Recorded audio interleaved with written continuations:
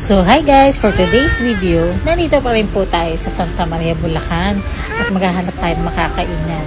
Kami nga ay napadpad dito sa Guyong Santa Maria at nakita namin itong maraming ilaw-ilaw na kainan na ito at nag-decide na nga kami na dito na nga kami magdi-dinner. So let's go! At dito kami sa The Rooftop Sanggipsal. Since at tagal na rin pala namin hindi nakapag-sanggip ni Daddy, nag-decide kami na magsasanggip kami tonight. So, pumasok na kami dito.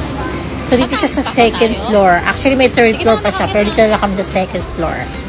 So, papasok na tayo.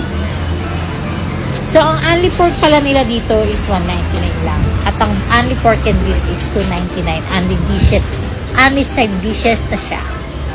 So, yan. Maraming tao. So, alam na natin, pag maraming tao, masarap. So, mag-inquire na si Daddy sa counter.